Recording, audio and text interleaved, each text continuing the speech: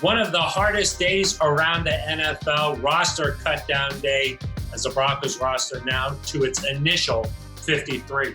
Hello, I'm Phil Milani alongside Aric, DiLalla, and Sidney Jones. A lot to cover on a busy Saturday for the Broncos. Aric, let's start with you.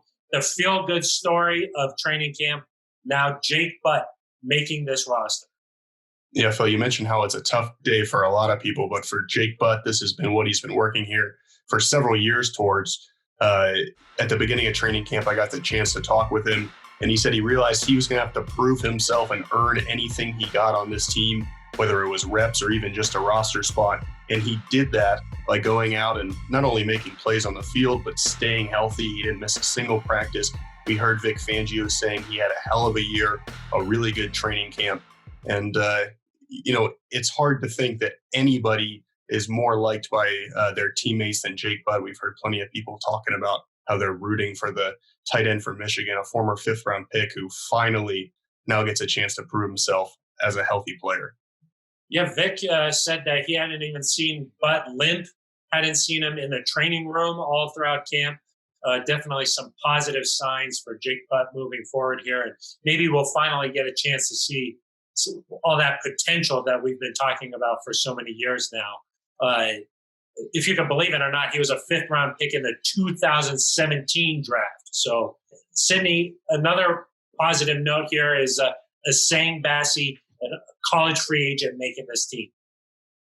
Yeah, Phil, it's funny because college free agents making the initial 53-man roster is a tradition here in Denver. This is the 16th time in the last 17 years a college free agent has made the roster. And, we haven't heard a lot from Essang Bassey at camp this year, but Coach Vic Fangio said that you can instantly see if a guy has instincts, and he showed that throughout camp. And he even compared him to where Bryce Callahan was when he went undrafted back a couple years ago. Yeah, and Bassey got a shot playing nickel corner with the first unit earlier this week, and he must have held his own. Aric, and that meant that Devonte Bosby was the odd man out in that secondary. We thought all along that maybe he'd be that third cornerback. Now he's not even on this initial 53. Yeah, Phil, it's been quite the week for cornerbacks. Isaac Yiadom gets sent to New York for a seventh-round pick. Devonte Bosby gets released here on Saturday, and I thought Bosby made a lot of plays, maybe more than anybody else at that third cornerback position. I'm a little bit surprised by the move, but it sounded like it wasn't as much about what Bosby did or didn't do, but the versatility that Duke Dawson and Essang Bassey provide, because they can play both outside and in the slot. It sounds like Bosby's more of just an outside cornerback. So behind A.J. Boye, Bryce Callahan, obviously Michael Ojemudia now healthy again. Sounded like Vic Fangio and John Elway prioritized that versatility over what seemed to be some pretty good ball skills by Devonte Bosby. You mentioned Michael Ojemudia here. All of the Broncos draft picks this year, except Derek Tuska, made this initial 53.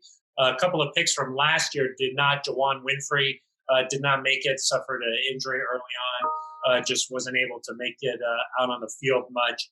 And then also Justin Hollins, the Broncos moving on. But Sidney, a Florida grad, you must be very happy that Tyree Cleveland is on this 53.